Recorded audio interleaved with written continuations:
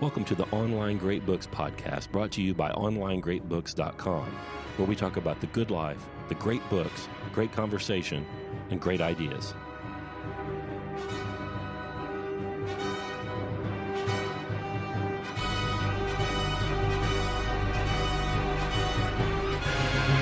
Hello, dear listener, and welcome back to the Online Great Books podcast. I'm Brett, the producer, and today Scott and Karl continue their discussion on J.R.R. Tolkien's The Silmarillion, which is the complete history of Middle-earth. Now, this is part 2, so if you haven't listened to part 1 and you haven't read The Hobbit and the entire Lord of the Rings trilogy, hit pause right now. We'll be here when you get back. I was very excited. Towards the end of this part of the conversation, Scott announces that his big interest right now is alternative histories. I was a history teacher at one point in a school in far simpler times. But I was fascinated with the discussion about the historicity of some of our most popular historical legends. And I'm excited to see where that goes as far as the Online Great Books podcast is concerned in the near future. So thank you for listening. Thank you for your time. Remember to go to onlinegreatbooks.com, join the mailing list, and please make a note, if you have time, for Scott and Karl's personal website, scotthambrick.com and karlschutt.com. Schutt, of course, is spelled S-H. I'll be right back. Okay, well, surprise, surprise. S-C-H-U-D-T, Schutt, karlschutt.com, and Scott Hambrick, Hambrick, hambrick.com. Thanks again, and here we go with the continuation of The Silmarillion. I don't know, this is all nerd stuff. I love it. I love all the names and the descriptions of places. If you love it, you're going to love it. Let's put it that way. I like it, but I don't love it. Come on. I don't have to go all the way, do I? No, I guess not. All right, so the elves awake, and they're summoned west to Valinor. They don't all go. This is where we meet the elves. And, some of them come and live with the Valar. Some of them don't. But there's this one guy named Fëanor. Gosh, how to tell this story. Fëanor, do you think they made fun of him when he was a kid? Your name's Fëanor. They had these trees that gave light. And Morgoth eventually manages to kill them. Yeah, all the light emanates from these two trees. And remember, the world is flat, so that works out okay. Right. Light and trees are a big deal to Tolkien. Yeah. If you wanted to psychoanalyze him, I guess you could talk about that. But Morgoth, he becomes named, but Melkor sneaks in with this huge spider creature, Ungoliant, which is such a good name. She manages to inject her poison into the trees and kill them. Fëanor had made these jewels, the Silmarils, which capture the light. But they're the last ones that are left, because the trees are gone. Later on, we find out somebody snuck some fruit, I think. Yes. Nienna wept over the trees, and they managed to bear some fruit, and they made the sun and the moon out of them. So the sun and moon aren't the original lights. They're the secondary lights. Maybe the third lights. I love that Ungoliant, she's like, did you remember Shelob? If you only saw the movies, you remember the big spider critter in the movies, Shelob, who lives up in the pass on the way into Mordor. She's one of Ungoliant's children, and all she wants to do is eat and get bigger. Saw her at Walmart. Well, Ungoliant, I'm not sure if I'm pronouncing her name right, but she gets so hungry, there's nothing else that she can eat. She ends up just eating herself. Her gluttony becomes so big that nothing can sate it but herself. What about this guy's brain?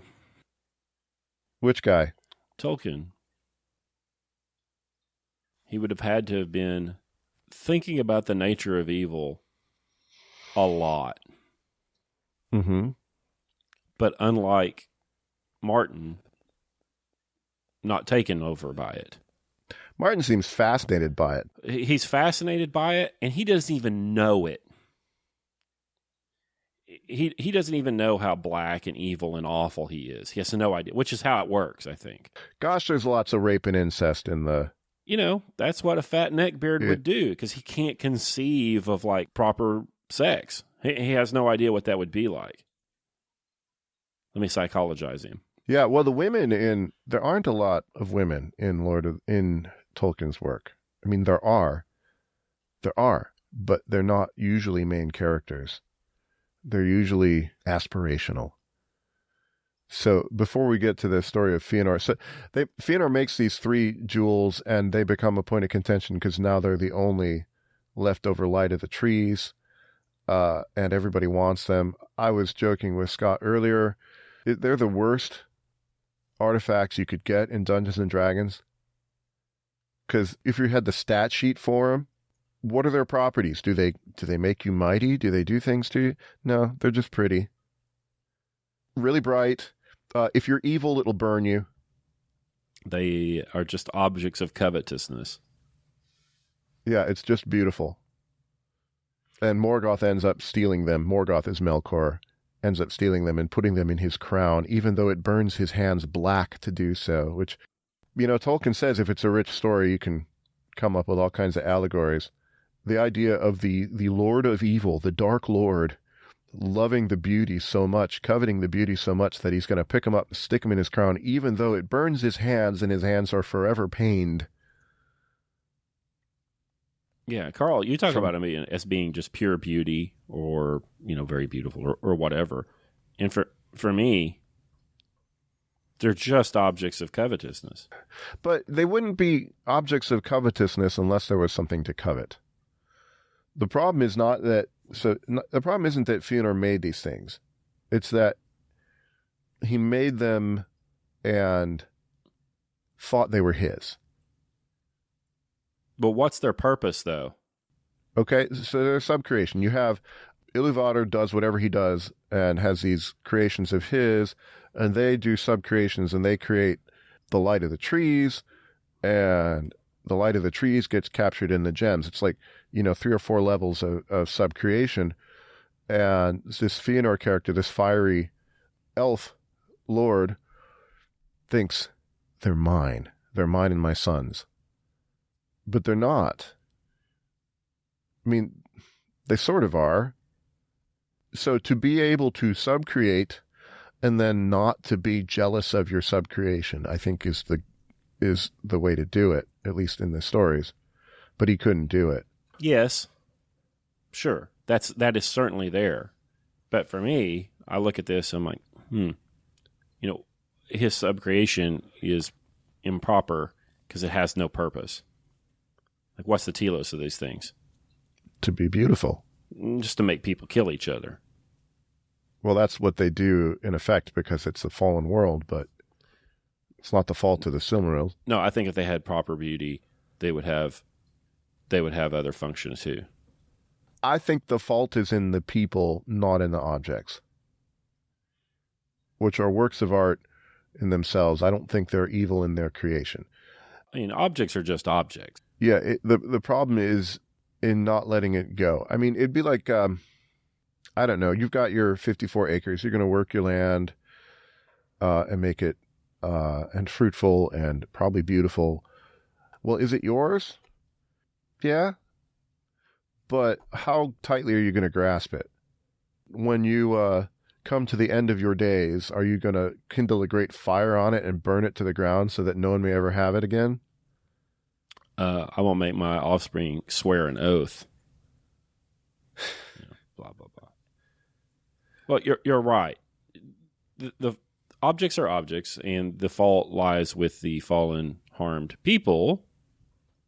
But I still think that creations of man require more purpose than that.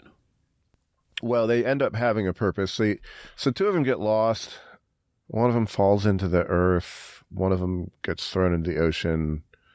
Beren and Luthien have one, and it ends up being used by this guy, Arundel, who takes the Silmaril and sails to the west to try to get help for Middle-earth. That's a proper use. It was a beacon and a gift, and it ends up the Valar do help.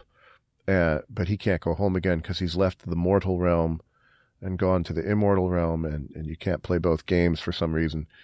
And so he sails through the heavens with it, and it is the morning star, or the evening star. It ends up having a purpose. But they use it the right way. They don't grasp it and say, it's mine, it's mine. That's the problem is, it's the Gollum thing. It's my precious. You can't have it. Greed, greed, greed. Yeah. I want to talk about women. The women in this are a wonder. In chapter 4 of Thingol and Melion, there's this elf guy named Elwë, later called Thingol. The name's changed. That's part of the problem. It's a huge problem. Thingol used to be Elwë. I think he's just walking around through the woods. He hears the song of nightingales. Then an enchantment fell on him, and he stood still, and far off beyond the voices of the Lomelindi he heard the voice of Melion, and it filled all his heart with wonder and desire. He forgot then utterly all his people and all the purposes of his mind. I like that. Now he's in love. And following the birds under the shadow of the trees, he passed deep into Nan Elmoth and was lost. But he came at last to a glade open to the stars, and there Melion stood. And out of the darkness he looked at her, and the light of Aman was in her face. She spoke no word, but being filled with love, Elwë came to her and took her hand, and straightway a spell was laid on him, so that they stood thus, while long years were measured by the wheeling stars above them. And the trees of Nan Elmoth grew tall and dark before they spoke any word. First date. They're like elves are to humans. They're aspirational. We wish we could be as good in the arts as they. We wish we could have the immortality that they have. The women are kind of similar. The male figures, there's something to be sought. They're Silmarils. They're not elves. With the women? Yeah. Well, except they can do stuff. But, the elves can't, one of the deformations in the Peter Jackson Lord of the Rings was making Arwen, ride a horse and save him from the ring race. No, she's not supposed to do that. She's supposed to stay in Rivendell. She's what makes Aragorn do what he does. She doesn't go out and save him. Not actively, at least. She's a final cause, not an efficient cause. Right. So what you're saying is women don't do anything? They're unmoved movers. They do things by being loved. Ah, okay. They do all the things. Love makes the world go round. Read your Aristotle. The unmoved mover moves by being loved. And so, which is a really weird concept, but it's there in Aristotle. Even the bunny rabbits, that make more bunnies, are trying to partake in the eternity of the first cause, and they're doing it as well as they can, out of love for the first cause. Desire. Yeah. So Melion's not actually an elf. She's a Maya. So he's outkicked his coverage. And he ends up marrying her, and they have a kingdom in Doriath, I think. There's all these hidden elf kingdoms. I like that idea, too. Because Middle-earth is... Why are you laughing at me? Well, Karl was like, I like that part. And I'm like, oh, this is so tedious. Oh, my God. You're making your own. Gosh, you're making your own Gondolin. Yeah? Maybe. Poor Karl. And it won't last forever. But it can be good and worth doing. Gosh. All right. So we have the love story. There's all these... It is elves and men out kicking their coverage that drives the story. So all of the great lines are of, elf-human marriages, of which there's a few. So the humans show up on the scene, and the world it's not great for them because, Morgoth is around and they're sort of barbarous, but there's a few of them that come and help the elves in their battles. And I guess the humans are really good at fighting, but there's this love story. Thingol and Melion have a daughter. Her name's Luthien. And Beren, falls in love with her in the same way, and she falls in love with him. And he wants to marry her. And he goes to Dad and says, I'd like to marry her. And Dad says, Nope. No, he doesn't say no. He says, if you go, bring me one of the Silmarils from the crown of Morgoth. You can marry her. He said no. He was sending the guy to get killed. Right. Yes? Well, yeah, but he manages to do it. But he manages to do it. Much to the father's chagrin, I can imagine. And it's a pretty good story, and there's like talking wolves in it, and Luthien herself does take a part in this. It's a good story. You should read it. And he ends up dying in the prosecution of this quest. And so she goes to the halls of Mandos and, sings a song, and it moves. Mandos is like the Hades. He's the guardian of the underworld, except it's not an underworld. Anyway, she does this song, which moves him to so much pity that Beren gets to go back, but now she's got to become human. So she leaves the immortal and becomes mortal. And I don't know what to say about that, except it's one of the things that the movies got very correct. So there's this scene in the extended version of the movies where Aragorn, Strider, he's singing the song, and I think Frodo says, "What are you singing about?" It's the story of Beren and Luthien. And Frodo says, "Well, what happened to her?" "She died." And that's the end of the scene. They got that one right, because that is the moral of the story. So she leaves I don't even know what to say about it. She's an elf queen. She leaves the elf realm of immortality. She chooses a mortal life. Why would she do it? She chooses death. So there's this idea here that for humans, death is not the end. That it's not something to be feared. That it's the proper thing is at some point to leave this realm and to go who knows where. And desirable. It's a good story. I know an old guy. Yeah? 86. And he has some stuff. Some land, machine shop, some stuff. And his wife passed away, and been married for, 65, 67 years, something like that. And I was talking to him, and he asked for some help to do a few things, got some legal stuff to deal with, and so on. And he said, "Yeah, I've got these 3 things to do, and then I can go." I think that when he completes these 3 little things that he needs to do, he'll be dead. He's sticking around to complete these few things that he that he believes he needs to do to care for who's left. And then he'll be gone. I'm no doubt about it. No doubt. He doesn't want to live to be 92, 105, 114. Clinging to life forever. Forever old. No. The theme of mortality, if you wanted to trace that out, it's not an allegory, but there's some food for your thought on that. So Luthien chooses death with Beren. You could do some stuff about Tolkien and his wife Edith. And he met her when he was 16 and wanted to marry her. And he got prohibited from meeting, talking to her, even corresponding with her until she was 21. And then on the evening of his 21st birthday, he wrote to her and said, "I'd never cease to love you." And he asked her to marry him, and she said yes. The first thing he did, he followed the law, so he had the ban, you can't talk to her until you're 21. And then the day he's 21, like, that's the first thing I'm doing. To what extent? I mean, she was a good looking lady too. There's one picture of her young that you can find, 1 or 2. She looks kind of elvish. She does.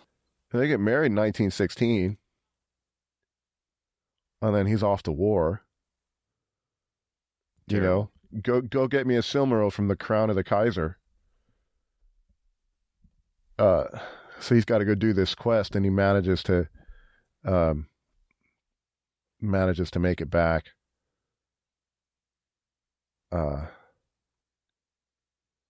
He was in the Battle of the Somme. He participated. My gosh, trench warfare. Anyway, so humans can get immortality in this world, sort of. Did Homer get immortality? Well, yeah, as a name, but I mean, actual humans in this world can get immortality, and not just in the stories, if they're willing to do certain things. So, if you get one of the rings of power, which come much later in the story, it makes you live forever.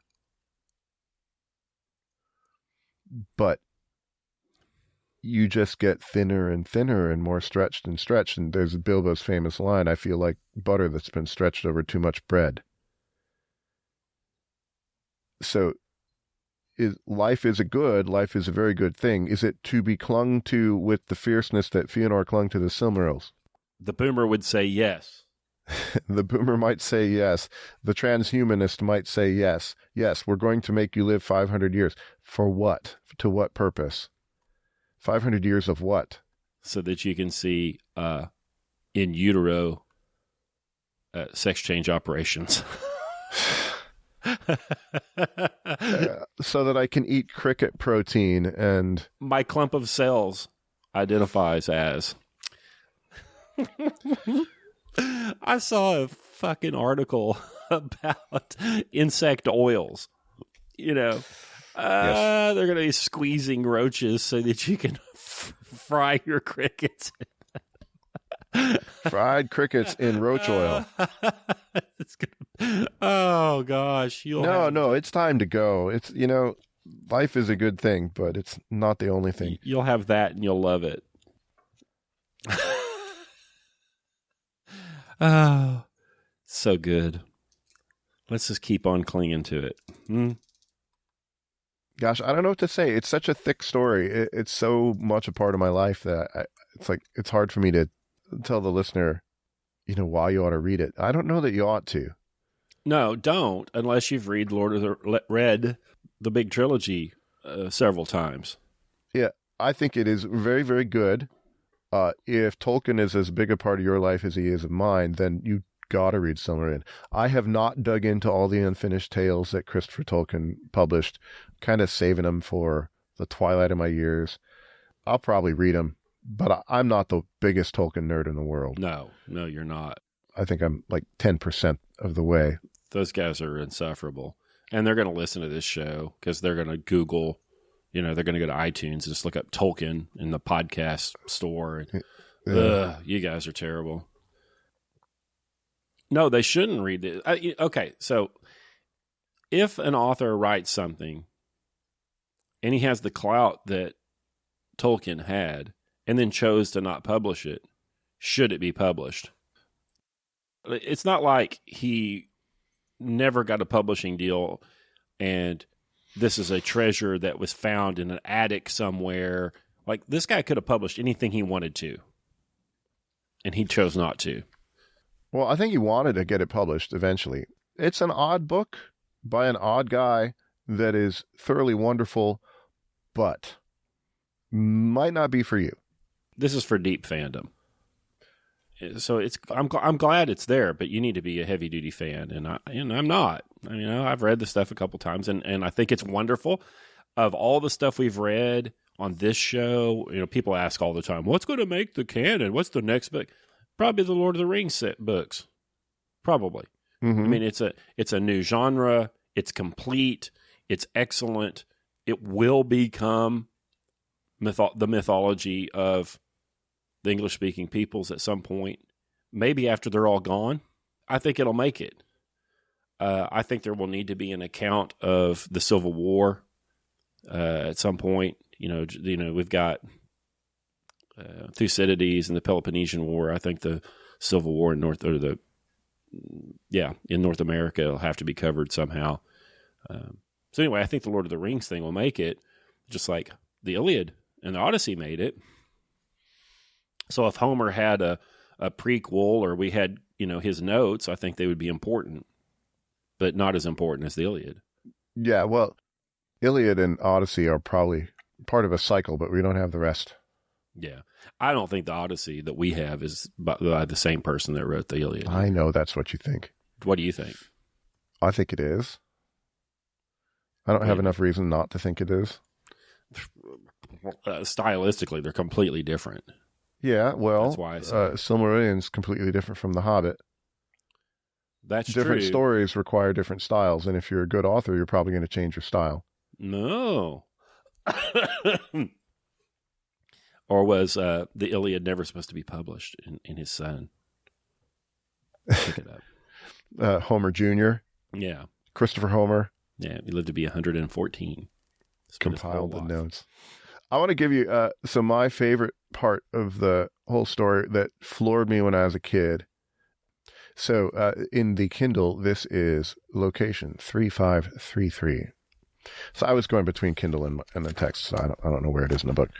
And there's this battle where a battle against all the hosts of Angband, which is where Morgoth lives. The names are great. It just sounds like an evil fortress. And there's this guy, Hurin, fighting the rear guard. And he's got a really sad story. His son comes to a bad end. His wife comes to a bad end. It's all the treachery of Morgoth. And this is like Beowulf. Mm. There isn't a happy ending. But nevertheless. So last of all, Hurin stood alone. Then he cast aside his shield and wielded an axe two-handed, and it is sung that the axe smoked in the black blood of the troll guard of Gothmog until it withered, and each time that he slew, Hurin cried, Aure and Tuluva, day shall come again. 70 times he uttered that cry, but they took him at last alive by the command of Morgoth, for the orcs grappled him with their hands, which clung to him still, though he sawed off their arms, and ever their numbers were renewed, until at last he fell buried beneath them. Then Gothmog bound him and dragged him to Angband with mockery. So they end up losing the battle. But there's this guy in a losing battle, and he never gets a happy moment. But he's doing what he should do, which is chop the heads off orcs. Right. And every time he does it, he's saying, day shall come again, even though he can't see it, and it in fact never comes for him. And for me, young man, maybe I was 12. I don't know. I was young when I read this. And I'm tearing up, Yes. Because there might come a time, dear listener, when you are fighting the rearguard action to preserve, as long as you can, all that is good and true and beautiful, and you're going to be surrounded by orcs, and you're going to think that there's no salvation and there's no hope, but you still got to chop orcs, and you have to believe that day will come again. This is what the old people are supposed to do. They're supposed to be in the rear guard and soak up the arrows. That's what they're supposed to do. They're not supposed to drive their fucking motor coach all over the country and act like the inflation's not there and that everything's okay. If you're a retired person and you've got some resources and the HR people can't fire you because you don't need to work anymore, you're the one that's supposed to say the stuff that you're not able to say anymore. Right? Go out and have them cancel you. Like, you're in the position to fight. The poor kid that's trying to get their first house. Hurin goes to the school board meeting. Right. Yeah, you might not actually have to chop heads off orcs. Right. But you're in a position to do the kind of conflict that we need now. So go do it. People that are 28 can't do it. They're just trying to get a house. But you have to cling to your life. Right. Live your best life. You have to live your best life, Karl. I want to talk a little bit. We've been at this for a long time, and I know it's not your favorite book. There's a section here called Akalabeth, which is the story of the downfall of this place called Numenor. And I'm just going to sketch it out. So Numenor is like Atlantis. After, I'm trying to pronounce them right. If it has the 2 dots, it means you're supposed to do both vowels. So Earendil, when he sails in the west to get help from the Valar, and they send help, and so the great houses of men, the ones that help the elves, they get to go to this special place called Numenor, where they build a real high civilization. If you watch the movies, if all you did was watch the movies, I'm sorry for you, but if you've watched the movies or read the books, Gondor is a remnant of Numenor. Saruman's tower in Orthanc, that's one of their old towers that he comes and lives in. There's really high civilization in the past that has fallen. And you read the account of why they fall. So they're given long life. So the first king of Numenor, Elros, I don't know, lives 500 years. It's like biblical ages. It's like Noah and Methuselah. They get to live a long time. They are in the middle of the ocean. They are halfway to Valinor. Maybe they can even see from the top of their highest mountain, they can see Valinor, which is where the Valar live, which is where the immortals live, but they're not allowed to go there. They can't go there.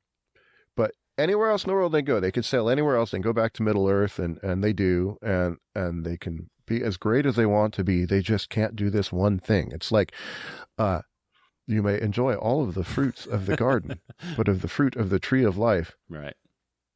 No, that one, it's the tree of life they could eat. It's the tree of the knowledge of good and evil you can't eat. Got to have it. No, got to have that one. But it takes a while. And what happens is they live a long time. They start not to have very many children. They start to worry about death and cling to life as long as they can. Until the greatest of them, Ar-Pharazôn, I believe his name. I'm not the greatest nerd, but I'm kind of a nerd on this stuff. Gathers his huge host. They sail west. And they break the ban. And that's when the worlds change. That's when it all falls. To translate this into Hambrickian, the boomers were allowed to drive their RVs anywhere they wanted to, except Valinor. And they couldn't stay away. Yeah, they would say that would... And so the whole thing gets blown. That would be infringing on their liberties. What do you mean? We're not free, we don't have the freedom to go there and put things in our butt? How dare you? But that's not who we are, Karl. So now the world's round. It used to be flat and unbounded, and now it's just a round circle. Have you ever read Flatland? No, I have not. Was it Edwin Abbott? We need to read that. I had a copy of it somewhere. I was haven't read it yet. As I was reading all this, it brought Flatland to mind several times. That thing is great fun. John would freak out on it. Karl, you need to have him read it.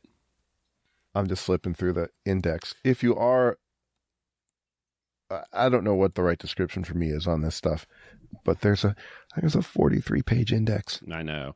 I was reading this book. I'm like, well, is this son of a gun ever going to read? And I'm finished, and I'm on a electronic reading, whatever, and it's like, you've got 31% to go. I'm like, oh my God, please help me. And then I flipped the page and it was over because 30% of the book is index and pronunciation guides and family trees. Some of the best stuff is in the indexes. If you enjoy Lord of the Rings, if you're a normal person who read Lord of the Rings and thought this is good, but I'm done, and you didn't read the appendixes to the Lord of the Rings, you missed some hot stuff. There's some good stuff in there. The whole love story of Arwen and Aragorn is in the appendix. And the story of Helm Hammerhand. So Helm's Deep, that fortress where the Rohirrim retreat in the Two Towers, which my wife is rereading at this moment. So she's only on her third reading, maybe, not 38th. She's getting there. Helm's Deep was Helm's. Well, you don't know who Helm is. Helm is this old king of Rohan who they were besieged by orcs. It was long winters and it was climate change. there were orcs and wolves all around, he would sneak out in the middle of the night and punch the enemy to death. I like that. It's a great story, and he doesn't die in battle. They just find him in the end. He's just frozen solid on one of this old man out there punching orcs to death. That's so good. Have you seen esoteric Twitter theorize that there was a time when the Neanderthal people and the Homo sapiens people coexisted in Europe, and the Neanderthal was supposedly larger, heavier, stronger, et cetera, et cetera, et cetera. Elves. Well, the Homo sapiens are the elves, and the Neanderthal is the orc, and that the orc is a genetic memory of the conflict with the Neanderthal. I haven't seen that particular one. I've seen some esoteric Twitter. That's the whole fun of Twitter. Yeah. I buy that. I like the story of Maedhros. I think that's how you pronounce his name. I don't even care how you pronounce his name. Good enough. One of the maker of the Silmarillion. It's one of his sons, and he ends up getting captured and then bound to the cliff face by an iron hoop around one wrist. Yeah. Kind of a la Prometheus, kind of. He gets rescued, but they don't break the band. They have to cut his arm off. Then he becomes the one-handed. I like that one. There is a little bit of fake news in this, Mr. Tolkien. Fake news? Uh-huh. This is on page 313 of my illustrated edition that I have here that has pictures in it. See, look, it has pictures. But on page 313, it's recalling of the Rings of Power in the Third Age. For Frodo the Halfling, it is said, at the bidding of Mithrandir, that's Gandalf, took on himself the burden, and alone with his servant he passed through peril and darkness, and came at last, in Sauron's despite, even to Mount Doom, and there into the fire where it was wrought. He cast the great ring of power, and so at last was unmade, and its evil consumed. I saw that. That's not true. I thought you would say that. He doesn't do it. Gollum does it, right? Gollum does it. Right. Gollum's the hero. I saw that and thought you would even say if that. by mistake, by accident. Well, these elvish sources, they fake news. I think this book has lots of interesting and good things to say about the nature of evil, the nature of good, mortality, etc. Yeah, it's a good companion to Lord of the Rings. But again, I need to read Lord of the Rings a whole lot more before I would dive into this thing. All the talk about mortality and lifespan and everything just served to make me angrier and angrier at like Lindsey Graham. Why him in particular? Not just him, but like him. James Inhofe, my senator. It's like Lindsey Graham's 67 years old. Inhofe is like, 385 years old. And at some point, these people should say, I'm not going to live forever. I'm going to draw my political career to an end, and I'm going to do all the hard stuff here. End of life is the ultimate term limit. Mm-hmm. And I'm going to do all the hard stuff here. I'm going to do the virtuous thing that people don't want. But the thing is, these guys aren't virtuous. They're not able to do it because they don't know what it is. They don't know what good is, I think. But, I think that part of people not knowing what the good is, they don't accept their mortality. Right. So you need to continue to serve in Congress until you're 190 years old. But it would be different if the 190-year-old representative from San Francisco was actually, there's Lindsay, was actually fiery, but instead just preserving the status quo, just preserving the interests. You've already made your millions. You've already, go down like Hurin. That's what I want. Right. Or the rear guard at this is from Song of Roland, Yes. one of the esoteric Twitter posters said this about the recent plague. You're supposed to sacrifice the old for the sake of the young, and we sacrifice the young for the sake of the old. Yep. Well, in Numenor at the end, they actually literally did this. So how's this for true history? They were offering human sacrifices of the young to Melkor off in the void in the hopes of extending life. Yay. Extending life, butter stretched over, like 5 bagel slices. There's your life. Oh, listen. Mitch McConnell, he's living his best life. Colors are brighter. Food tastes better to him than it does to you. You don't understand. So there's nothing thin about what that guy's living. When I say nothing. Yeah, when I say the Silmarillion is true history, it's truer than most. Yeah, I agree. I've been saying these things about it's true, and that people are going to accept this as true history, and you say it's true history. I think that story properly done tells people everything that they need to know about the culture the writer came out of, or the world that the writer came out of. So, whether the world was flat and invaginated and made a globe or not, it tells you something about early 20th century healthy people that he was able to write this and that it has a complete this book is entirely complete, or the world of Tolkien is entirely complete. It has a metaphysics, an epistemology, an ethics, a politics, and aesthetics. In being that way, it says something true about him and where he lived. And I think Wendell Berry's like that. Yeah, you can learn something about those people and where they came from. But it was a bummer to read, Carl. It was a delight for me. I couldn't get enough. Oh, I read it as fast as I could. Maybe I'll just go back to the beginning and start it again. I think you should. I'll put it on a shelf, maybe a year or two. I'll pull it out. So I'll just repeat. If you like Lord of the Rings, this might be the book for you. I can't say it's absolutely the book for you.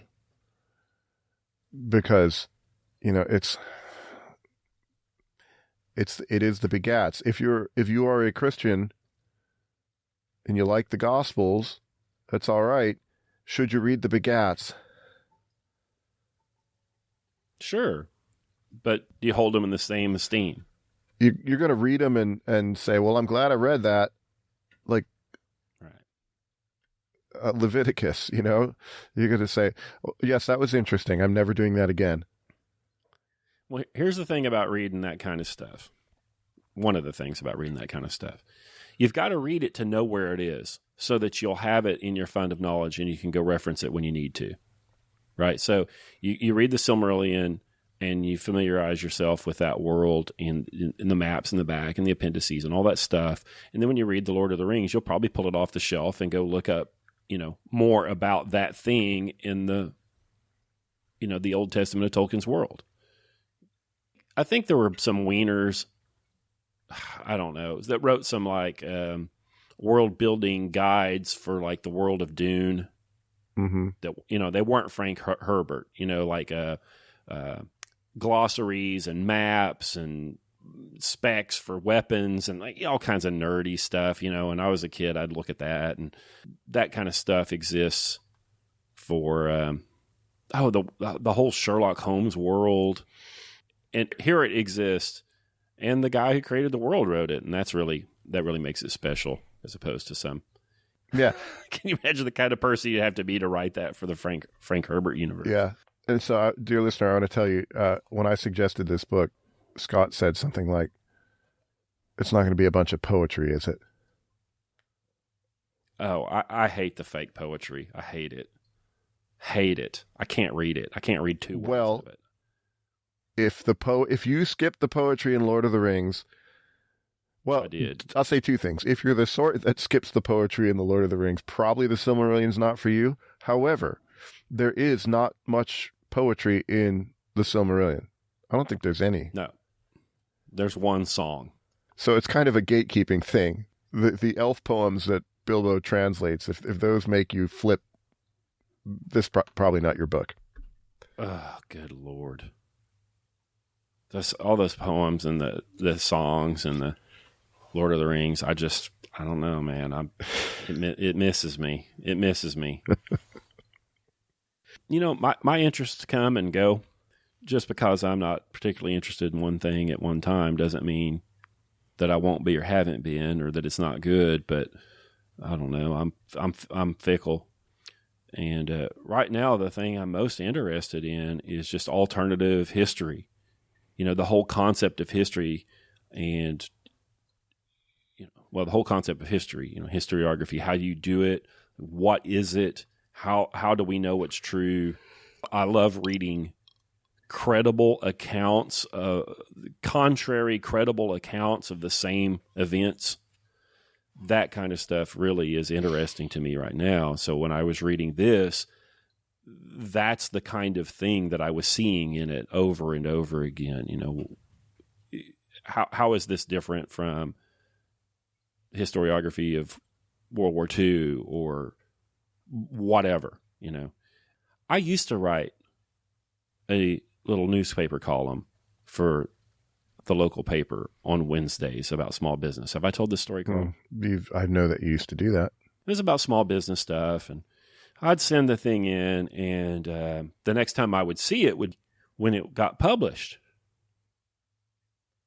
they would insert errors of fact into the thing I wrote. They had me write it because I was a subject matter expert, and then they would insert errors into the thing. And I didn't write it for sport, and they didn't pay me either. I was writing it to try to get clients. And so at the bottom of the newspaper article, it had a little picture of my head, and it said, Scott Hambrick is the owner of blah, blah, blah, blah, blah. And if you need help, you can reach him at, and my phone number and my email address. They would get my phone number wrong about a fourth of the time.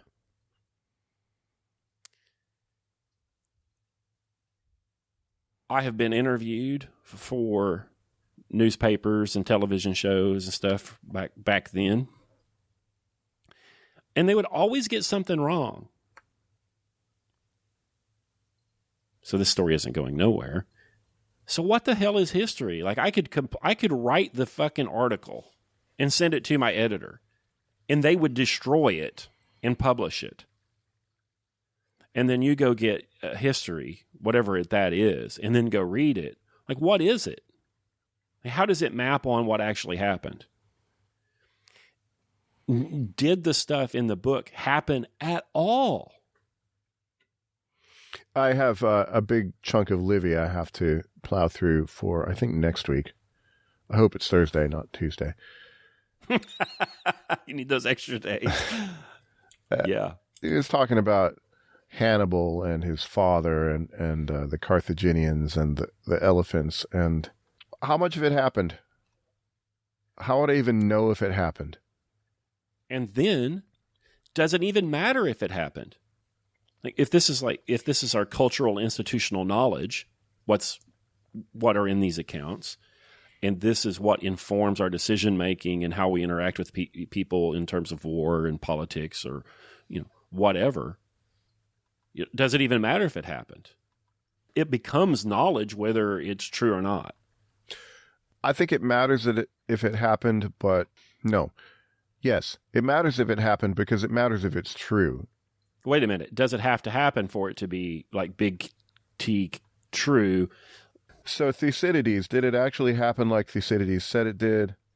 I don't know. There's no way to know. There's no way. And even if you did, when you're writing a history, you're writing a narrative of a few people. Right. In a time when there are, a million. How many were in Greece at the time? So you're going to pick some people to talk about, and you're not going to talk about, there's going to be a whole lot that's unknown to you. There's no way to get the whole story. So I think back to that. I'm going to think back to that myth of the music at the beginning of the Silmarillion. You've got all of the music, and all you know is your part. And so you could tell the story of your part, there's ways in which it can be true. Is it true Diodotus got up before the assembly and said the orators are the ones that are responsible for the actions of the Athenian state? Did he say that? I don't know. I have no way of knowing. Is it true? Is it wrong? No. What he said, is it true? I kind of think it is. Because the assembly can't know anything. The orators, I mean, the point that he's making has truth whether or not he actually said it, if that makes sense. Right. The whole Melian dialogue, the whole Melian chapter in Thucydides, they were supposedly completely destroyed. Well, that's convenient. I'm going to tell a story about some people that don't exist. Well, okay, now is it true? I have no idea. Nobody really knows. Nobody really knows. Thermopylae, what happened? They all got killed. Nobody knows. Did it actually happen? And you can say, well, gosh, actually it didn't. We don't know. You don't know either. The skeptics don't know either. Okay? Right. Nobody knows whether it happened or not. What we have are the stories. And if the stories become your myth and your legend, if Leonidas, the 300 men, become your image of the hero and then inform heroism for your culture for 3,000 years, then it's true history. Even if that never happened, it becomes true history. And I'm not being mystical here, because most of the stuff that we think is true that is in your Macmillan 7th grade world history textbook is absolute fucking bullshit. Never happened. And it didn't happen that way, and the consequences weren't what they said, and the causes weren't what they said. But by the time you all dogpile it, then you believe in all kinds of stuff. You make up words to cover old concepts. I mean, it becomes, it used to be the guy that won just killed all of his opponents. They would just hang him, kill him, whatever. And that was just the nature of war. Well, now we have to try our opponents for war crimes. Well, we used to just kill them. They didn't have any excuse. They're just like, you lost. you lost. And so as a consequence, you don't get to be anymore. Well, now we got to have a trial. Well, what does that mean? What is that? That's crazy. That's ahistorical. Except it's not now. Yeah, so what is all this history stuff? So I think through the fog of time and through bit rot that will destroy a lot of histories, I think that the Lord of the Rings and the Silmarillion will take on a historical aspect. Beowulf, I think, Beowulf's only been around a couple hundred years. It's a very, very old story, but it was lost until the 1700s. And I think that Beowulf is already taking on a historical... views of Beowulf are becoming historical views. Not that anybody thinks that there was a dragon, but they see the history of England as being set in that kind of world now. Yeah, I think I want to start a nation where Silmarillion is our guiding myth. I don't think that it will become the guiding myth of the English-speaking people until they're all gone. It'll be discovered in the ruins somewhere. Yeah. I want to read, speaking of Beren and Luthien, I want to read, this is on the Infogalactic Tolkien page. His wife died in 71. I think he died in 73. Yeah, he said, I never called Edith Luthien, but she was the source of the story that in time became the chief part of the Silmarillion. It was first conceived in a small woodland glade filled with hemlocks at Roos in Yorkshire, where I was for a brief time in command of an outpost of the Humber garrison in 1917, and she was able to live with me for a while. In those days her hair was raven, her skin clear, her eyes brighter than you have seen them, and she could sing and dance. But the story has gone crooked, and I am left, and I cannot plead before the inexorable Mandos. Yeah, I've seen a few of those wrap up in the last couple of years. It's horrible. Horrible. It's part of it, though. It's the hand you're dealt. It is the doom of men, or the gift of men, that things end. Yeah, I tell young people that let me know that, oh, hey, we've gotten engaged and we're getting married on the blah, blah, blah. And if I like them, I tell them, congratulations. And then I tell them, best case scenario, you bury all of your parents and one of you buries the other one. Mm-hmm. That's the best case. But it is a good case. It's the way things are. You know, It is. Does the sunflower weep because it goes to seed?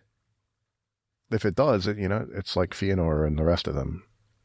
It bows its head. Yeah. Good Lord. I can't believe you've done this to me. So I want to do right now how I am today. I just want to read nothing but just opposing histories. I just want to read Tolkien now. Right. Yeah, that's what I said. Yeah. So is this heretical if I think that divinely inspired he retold the creation story? Divinely inspired? You're raising him to the status of prophet? No, I don't know. Maybe. I don't know. No. Yeah. I think you're right. Like, how do you write it if it's not some sort of divine inspiration? Well, that goes with his understanding of artistic creation anyway. That's what it is for him. Right. Genuine artistic creation is sub-creation. We read that book of his on it, on fairy tales. Go think back to the music. All you can do, you can either create beauty, and beauty has a form, believe it or not. You can create beauty or you can create ugliness. But even ugliness is parasitic on beauty. So you can't get away from beauty no matter what you want to do. It's the absence of beauty. You can rebel against it. Seen that. Yeah. Wife came over the other day to me and she said, look at this. Look at this. And she showed a picture to me of a girl who we've known since she was in, 3 or 4 years old, who graduated from high school last year.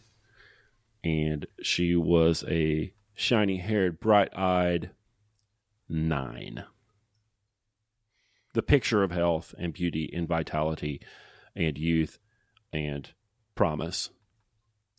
She went to university. It's just like a Twitter meme. Hacked her hair off, looked like somebody cut her hair with a pocket knife. Holes in her face. Makeup designed to hide what she truly is. She looked horrible. You've seen the memes, guys. It was the whole meme. It's April, and she graduated from high school in May, left her parents' home in August. So between August and April, she took her light auburn hair, cut it with what looks like children's scissors, dyed it black, shaved her eyebrow, the whole thing. What is that? It's rebellion. I remember... Against what? A line from Terry Pratchett, one of the novels with the witches, and there's this young, beautiful lady, and then the other character, she says, well, she couldn't be as beautiful as her friend, but she could look sick. Hey, check. This girl did it, man. Unbelievable. Goodness. Karl, I don't think it's a rebellion. I think it's an infection. And that results in rebellion. The metaphysics of those places is disgusting. And you steep one of those young people in that, and they don't have the defenses to deal with it, and their metaphysics were shaky or whatever at best, and they will destroy themselves. They're not able to withstand it. They don't have the reserves and the resources to withstand it. Few 18-year-olds would. Few 70-year-olds would. Yeah.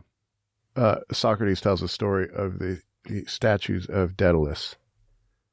Daedalus is the guy that put the wings on his son and they flew.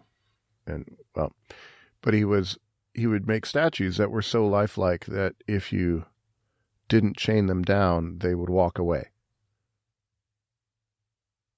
So your garden gnome would have to have chains on him, or he'd walk to the neighbors.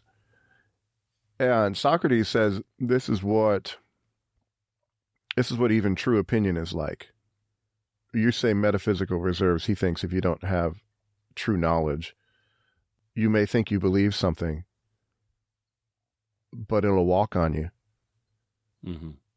A good understanding of I'll just say metaphysics. The listener might think, what do you mean by that? I don't know. Understanding what being is and that evil's a privation, even if it doesn't seem like it. It's sure most of it is privation. Understanding that sort of thing. Understanding what the good for a human being is. Yeah, understanding what things are. If you don't have that, then you're subject to whatever the whims of the age are, because you don't know why you believe what you believe. It's already going to be hard, even if you know why you believe what you believe, because there's a delight in corruption for a lot of us.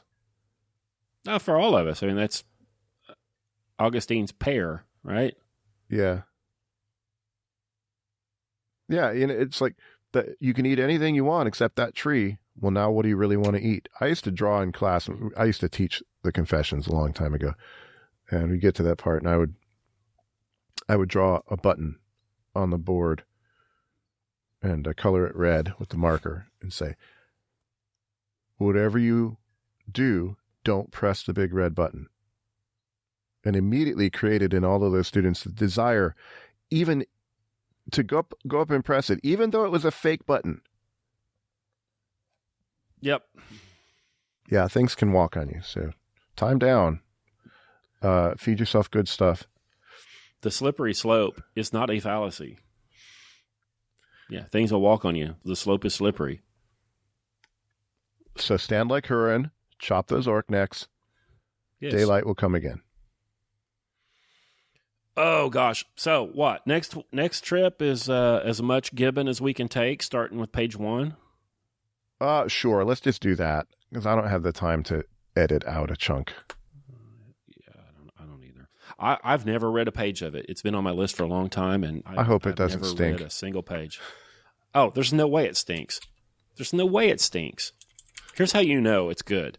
Is they're like the moderns are like, no, it's so much of that's been discredited by the research now. Like, okay, this is the shit I want then, you know. Gibbon's been supplanted by the modern historical research, and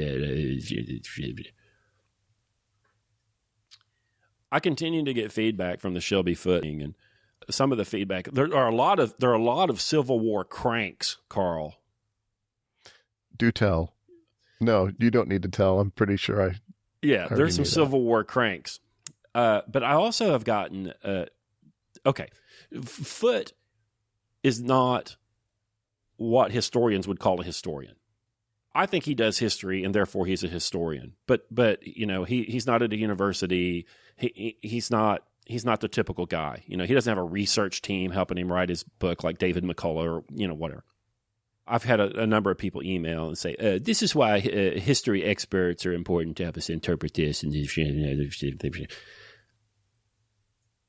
they can't stand to not control it. They can't stand it. Foote's book would never be published today. Macmillan would never let it through. Gibbon would never be let through. Thucydides, come on. Like, what are these guys? What do they know? I mean, what do they know? So you have gatekeeping. There's only certain things that are allowed. Will and Ariel Durant's Story of Civilization. Oh, well, it's been supplanted now by archaeological finds of discredit. Shut up. Bullshit. No, I'm not buying it. Well, the archaeological finds, I mean, it's a couple of pots. If you go and actually see the amount of evidence that great claims are made from, it's really, really small. I think much more intriguing, speaking of esoteric Twitter, is the study of haplotypes. genetic archaeology. Because then you can find out where the people came from, you know, and you can find out that, for example, the Turks are pretty much Greek with a layer of Turk. Makes sense. You know, Troy was in Turkey. That's less interesting to me, but, you know, all I can do is read what other people say about it. I just typed in DuckDuckGo, which is all cucked out now, but go. Pottery shard in history. Enter. Pottery shards are pieces of history. RedlanddailyFacts.com. Oh, here's article number 2. Pottery shards reveal naughty pupils in ancient Egypt may have been forced to write lines as punishment. Pottery shard may be missing link in alphabet's development. Anyway, they'll find one of these pottery shards and then just start, you know, because history has to be narrative, start telling a story around this pottery shard, or 4 of them or 8 of them. It's a point on the graph, and you're extrapolating the entire shape of the function from it. And you've got, you know, maybe 3 points. Yeah. It might be more complicated. And, you know, the Egyptians who are writing their graffiti or their school lessons on the potsherds, which they have all over the place because you have to have pots to store all your stuff. Right. They don't have refrigerators. It's just what you had at hand. It doesn't mean that they shaped history. Right. It means they were around when history was happening and somebody scrawled a letter, "The Pharaoh's stupid," on a potsherd. Yeah. So when Will and Ariel Durant draw conclusions for pots, and then a modern does, and then the moderns say Will and Ariel Durant have been supplanted, I'm not buying it. I don't care. I'll read them both, and I'll decide it myself. Can we read that too?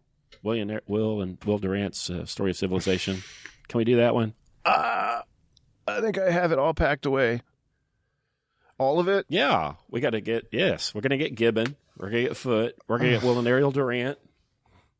And then it's 12 volumes. And we're going to read Charles. And there are 4,000 pages apiece. Yep. And then we're going to read Charles Oman's History of the Peninsular War in 11 volumes. When are we going to finish this? In 2538? Oh, I'm never going to die. I'm like Lindsey Graham. My brain will be in a jar. Yeah. Fucking Lindsey Graham. Can you imagine being that guy and laying down in bed at night next to your boy? I mean, with your thoughts. Can you imagine? But I would be rich. Right. I would be able to buy whatever I wanted and say whatever I wanted. He doesn't get to say whatever he wants. I hope. No, you get to say what the mob wants you to say. Yeah. You get to say what. Yeah, that demagogues aren't really free. No. Diogenes was free because he lived in a tub and didn't care. Yeah, there's some history. Did he really say that to Alexander? He should have. He should have. So whether he did or not, it stands. If it didn't happen, it should have happened, yes. Okay. The History of the Peninsular War. I'm sorry. That's a 7-volume set, Karl. 7 volumes. Should we just do Proust? As long as we're reading enormous books for the rest of our lives? Why not? Oh, listen. It ships at 15.7 pounds. We can do it.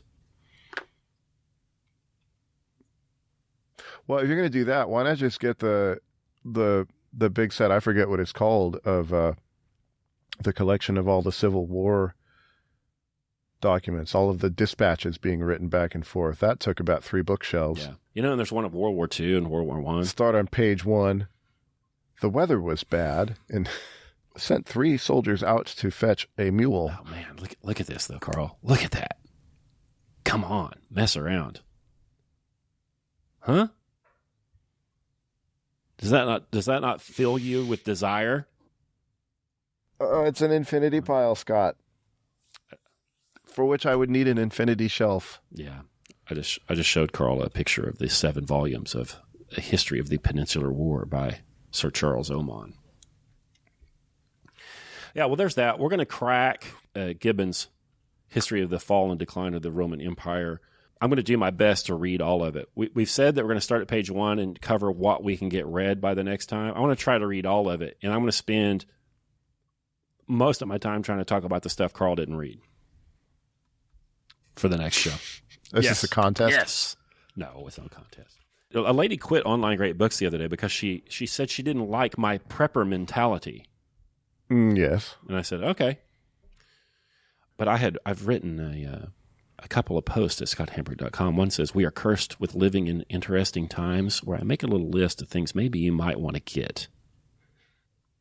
And then I wrote one called the Apocalypse Book List. And these are books I think that you need. Did you look at my list, Karl?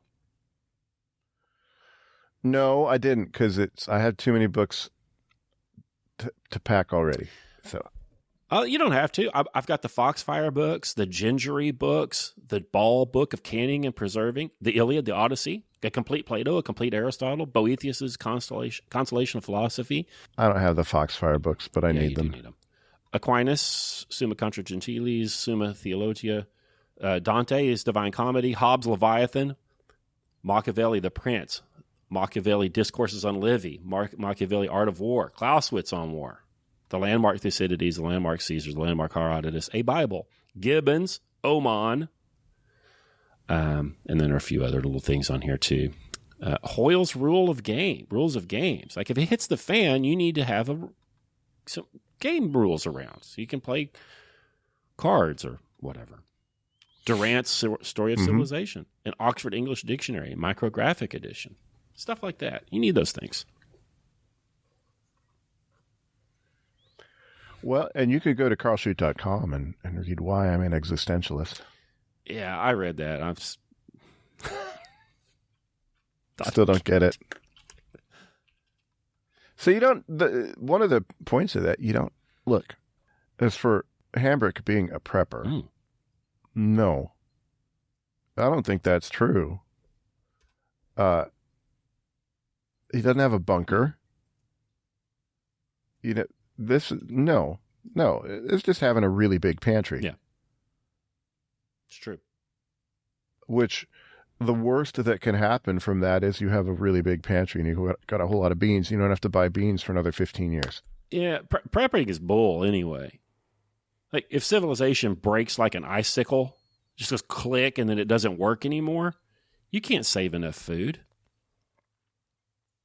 No, you can't. So you're just being a little more resilient, so that if the ice storm comes and shuts everything down for a month, you come out of it better than your neighbors. I ordered from Azure Standard. I bought a big bag of corn, and it's 96,000 calories, which sounds like a lot. And if you do 2,000 calories a day, that is 48 days worth of calories. If you have a family of 7, that's a week. So you're going to store enough food? No, you just have more. You just have more. So you'd be more resilient. But, you know, having a good pantry might hold you out through hard times that may be coming a bit better than your neighbor. Yeah, so I don't know why anyone would get offended by that. I know why. You know why, too. Why is this? If that guy's right, I'm fucksword. They can't tolerate it. They can't tolerate it. They can't even entertain it. Yeah, that's resentment. Come on. Of course. But Nietzsche's right about that. That's not a good motive for anything. No, but it's a real motive. I mean, it's real. It exists. It's not a good one, but it exists. Yep. I can't make my own song, therefore I will destroy all of your songs. See how I brought it back to the Silmarillion? I did. Yeah, so we'll cover Gibbon. You guys read along with us. We've actually got a pretty decent list, I think, that Karl and I will disclose on a need-to-know basis. You guys don't need to know the rest of it right now, but we'll be we got some goodies coming up, and then I'm continuing to work on the little Summa, Karl. In the group I'm in that's doing that one, we've decided that when that's over, we're going to read Aquinas' commentary on Aristotle's Metaphysics. Very good. Yahtzee. And you want to add Peninsula Campaign to all of that? I do. Yeah, you know, this is like Baron going after Luthien. The mortal realm's not enough for you. It's greed. You know? It's great. I can't get enough. I'm a bottomless hole. I keep throwing books in. Are you the Ungoliant of reading? Yes. I'll eventually read myself. That'll be the end of it. All right, that's enough of this stuff. Hey, thank you guys so much for listening. Go to scotthambrick.com and check that out. You can go to karlshoot.com. Karl is with a K, Shoots with a C and an H and a D.